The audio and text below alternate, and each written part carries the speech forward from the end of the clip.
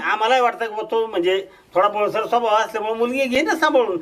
शेवटी ती प्रॉपर्टी कोणाची व्हायची? त्यांचीच दोघांची व्हायची ना. मला जीन्स टॉप घालून देते का?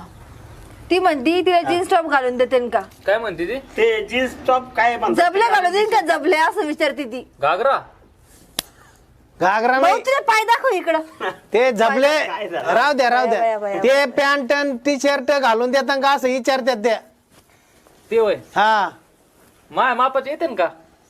म्हणजे आता तोय घालायचे का तुला तिला? बापाच्या घालायला लाव ना चांगले. ओ दाजी उठा ना. हाय मी इथंच आहे. आ? काय झालं? झोप झाली का?